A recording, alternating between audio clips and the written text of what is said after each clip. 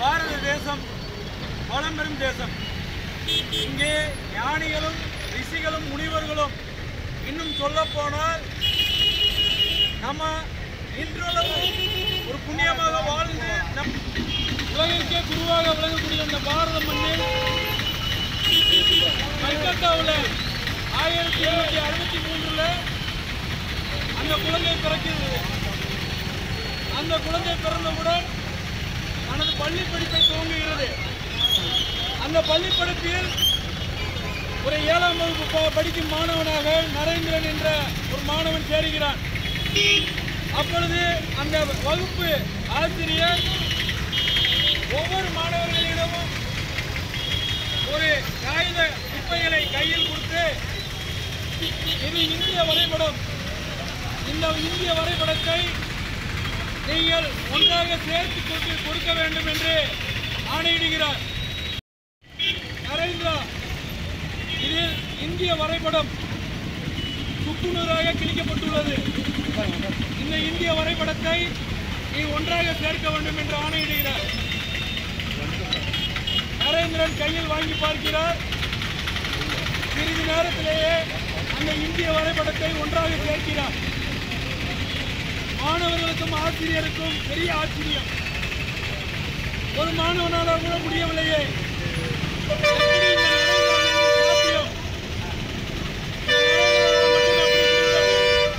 அப்படி என்று கூறுகிறார்.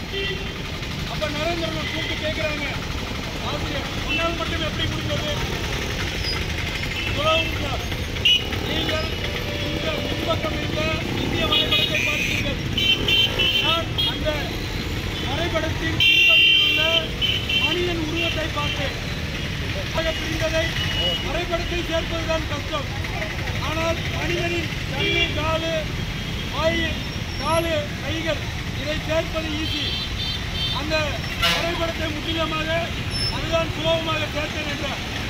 இதிலிருந்து நான் என்ன சொல்ல வேண்டும் என்றால், இந்தியாவில் மனித நேயத்தையும் மனித கலாச்சாரத்தையும் ஒன்றாக இணைத்தால் நமது பாரத தேசம் வல்லரசாக மாறும் என்ற நினைவை கூட்டை சொல்லவே நரேந்திரன் என்பவன்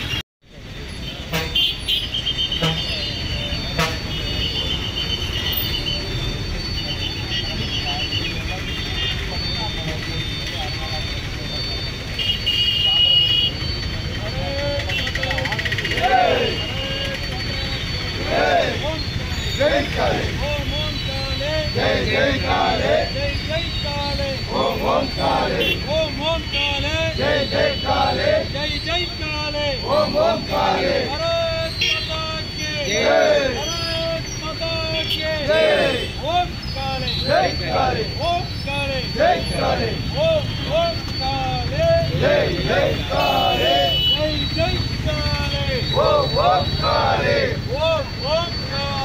जय जय काले जय जय काले ओम ओम काले कुरुक्षेत्र போரினிலே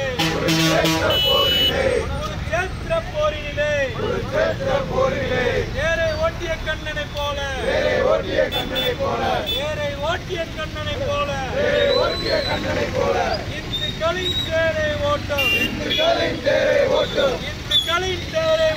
இந்துக்களின் தேரை ஓட்டும்